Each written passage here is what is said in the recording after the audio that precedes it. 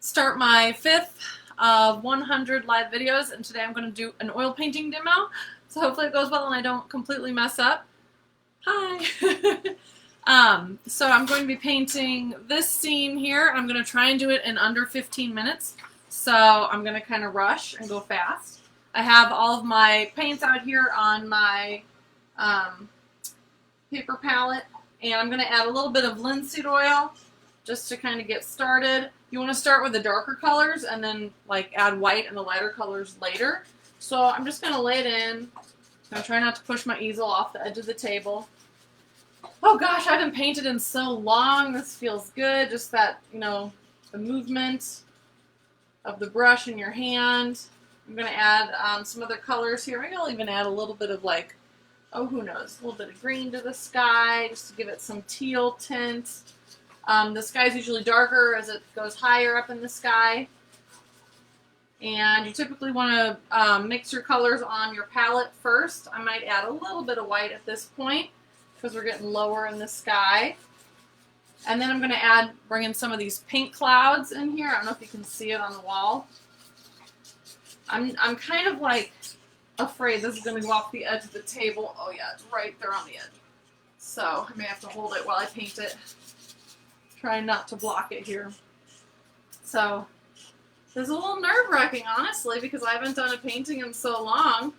I'm just kind of winging it and hoping that the skills come back. Okay, let's put some purple at the top of the sky, just because why not? You want to take a little bit of artistic license with your paintings, because it is yours. It doesn't have to be tied to the picture that you're looking at. That's just a guide. So I might add a little bit more linseed oil at this point, just to get the colors to flow a little bit better. And oils, the nice thing about this is you can come back the next day and they'll still be wet, so you can still blend them. I usually use at least 3 brushes, way more than that usually, but I'll have like a darker color brush, and then I'll set that down. I won't even clean it. And then I'll have like a lighter color brush. So for example, I might bring in a little bit of white at this point, just to brighten the sky down sort of in this area. And then I have like a warm color brush and a cool color brush. And I don't clean my brushes really. With oil paints, you don't have to right after you use them. So I just like set this one down and I can continue using this, more of like a blender brush. And then I have this nice blender brush here. I don't know if you can see it. Oh, so that one would be really nice for like softening some of these edges. I'm not to that point yet. Let's put a little bit more of this violet up in the sky. This is going to have like tree leaves coming over it eventually. You can see on this example in the right hand corner. So it's just going to get real dark. So I'm going to start laying that in now. Might even add a little bit of brown. Got some burnt umber there, a little bit of green. I'm just having fun with this. I'm not super tied to whatever it ends up looking like. This is just for the sake of painting and doing something fun. And I really hope I get it done in 15 minutes. Oh gosh, I'm at 3 minutes now. Okay, let's whip out this sky. That's why I'm using a nice big brush. I'm not super worried about details at this point. You can really push and pull oils a lot with the whites and the darks. But again, you want to put down your dark colors first because white takes over. It's like the opposite of acrylic. Okay, let's just fill the whole thing with blue. Why not? Instead of these houses, I think I'm going to put a barn in there. So I might leave a little bit of canvas, kind of block it in, like I think I want that to be about there. And let's just bring this blue color all the way down, and maybe even add a little bit of green. I'm kind of cheating. Usually I like to make my green, but I have this nice sap green, so why not use it? So here's the bushes in the foreground. I'm just kind of following my own rules right now. I'm going to put a little bit more blue. Again, my goal is to go fast, not to be detailed, because that's not my style. Okay, so these kind of end there, and then I'm not sure what I'm going to put there yet.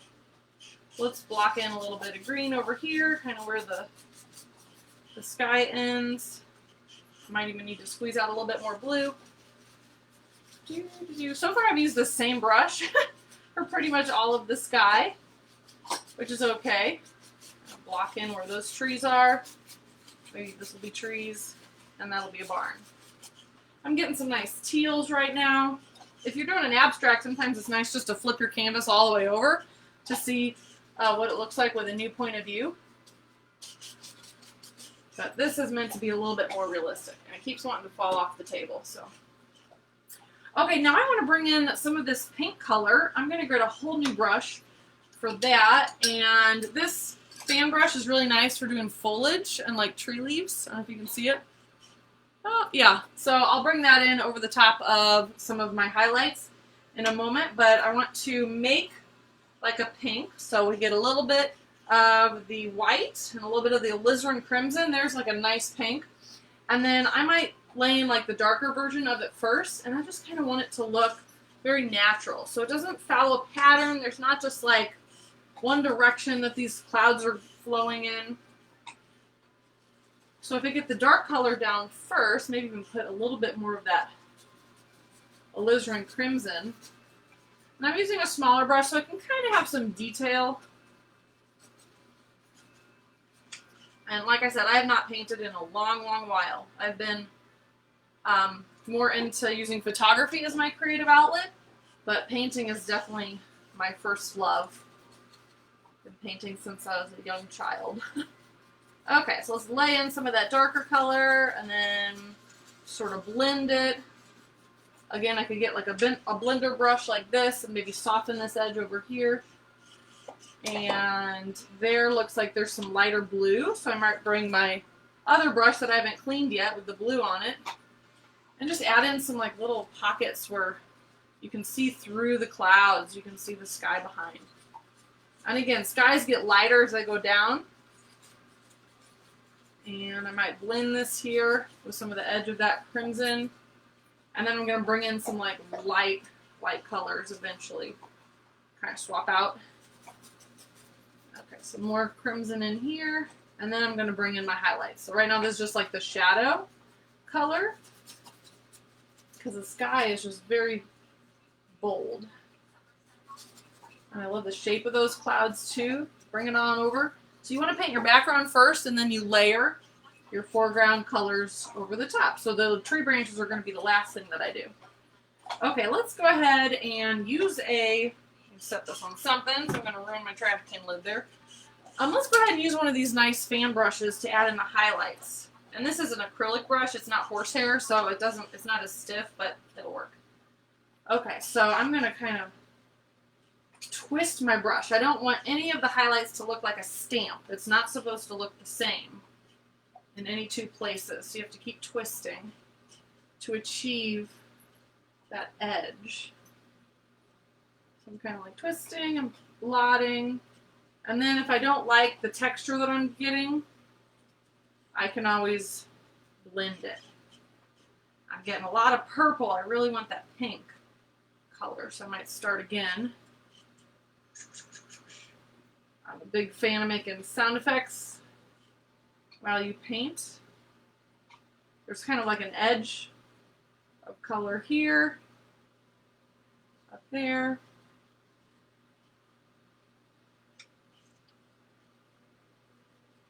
And then I might blend it. Let's see, let's grab this one and kind of blend it in. So like this bottom edge here, we want, put that back in.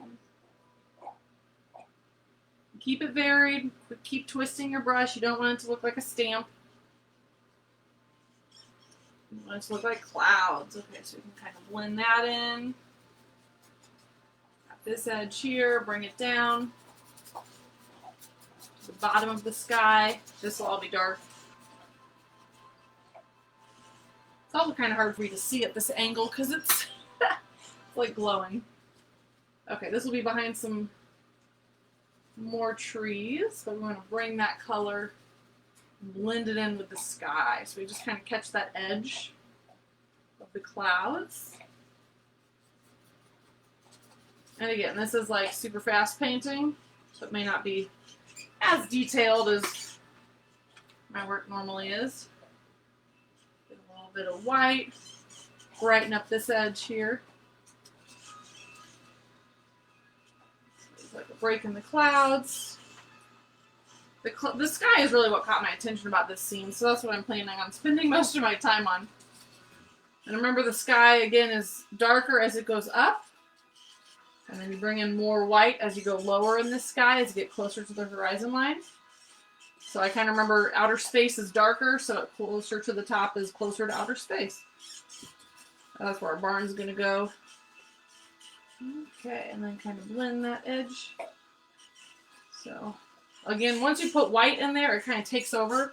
You have to be careful with it. Okay, I'm kind of liking how that looks. The nice thing with it being there, right there in the middle, is I can always come back to it and brighten it up if I need to. But let's go ahead and add some trees.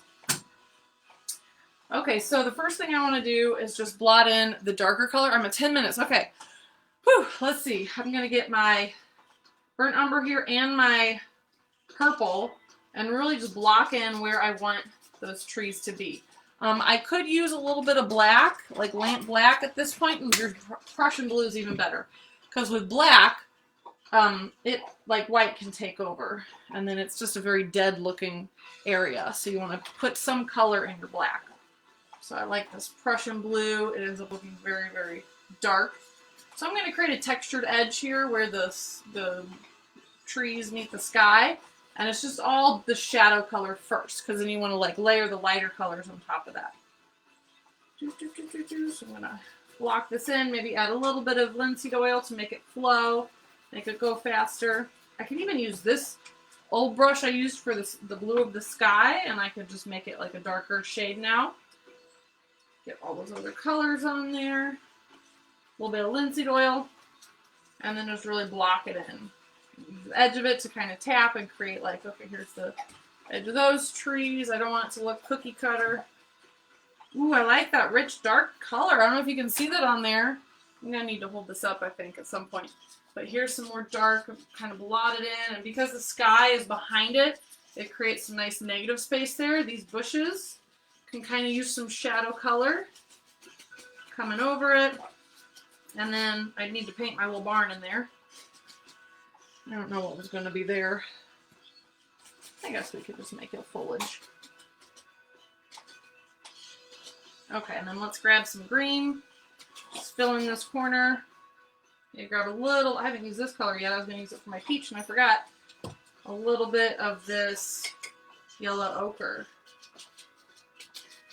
Okay, so kind of pile that on. It's all looking pretty dark. It's like kind of a blob. But that's when we're going to add our details. Okay, so for the details, I might, let's see, do I really want to add a barn? I'm going to have to squeeze out a new color. Let's do a little bit of cadmium red. It's like really bright. I have to tone it down a little bit. And then I might grab one of my tiny little detail brushes. Let me grab some alizarin crimson, some red, maybe a little bit of that ochre. And then kind of pencil in where I want my barn to be.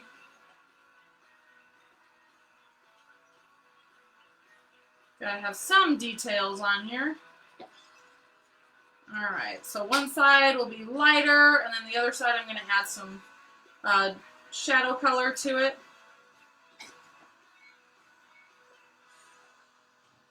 And I'm going to add a little bit of this brown.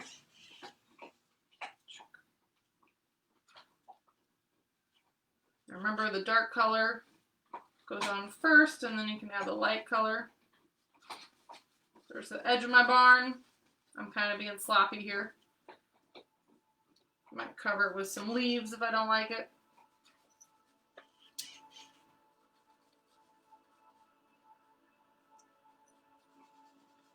And then sometimes they have like a white door or something. See if I can even get white out of this color anymore. It'll be like gray.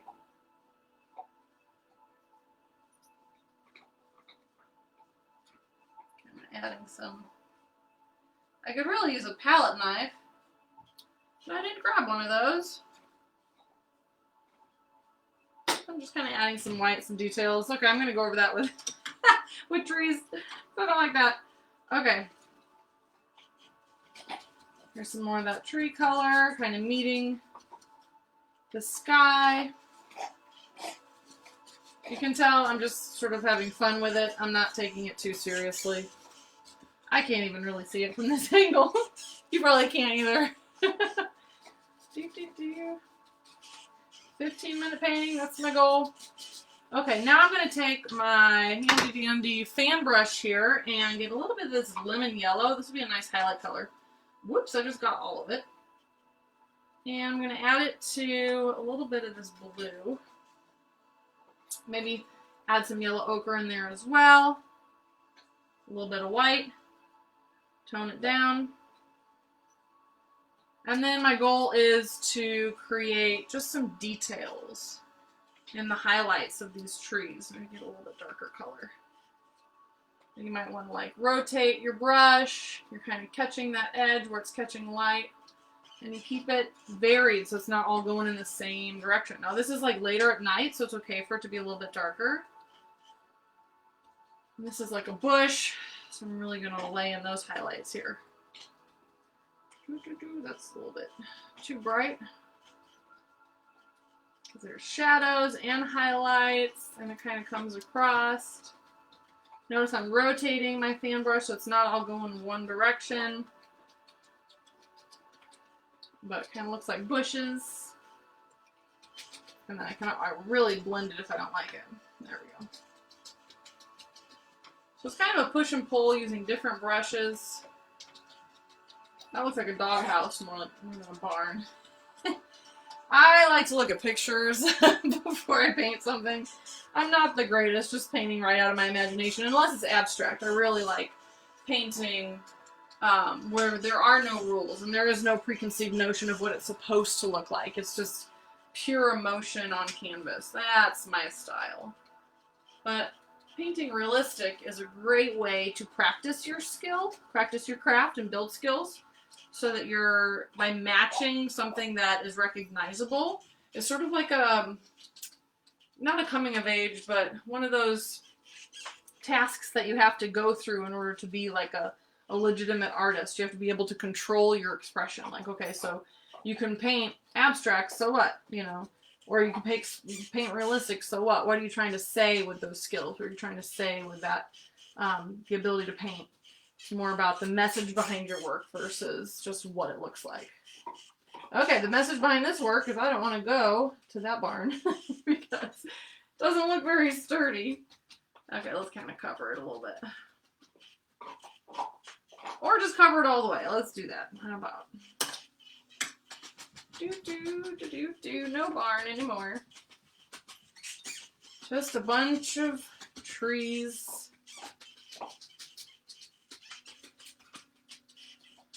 Okay, well, no, 17 minutes, dang it. Okay, well, there's my sky. You can kind of see a little bit. This is my reference photo. Here and here. So, anyway, I had fun oil painting for the first time in a while. It's quite the cleanup. So, I have my, evening filled now, cleaning all this up. Yeah, feel free to leave comments below if you'd like to, or you could ask me to paint something else. Maybe we'll do an abstract sometime. Thanks for tuning in. Bye.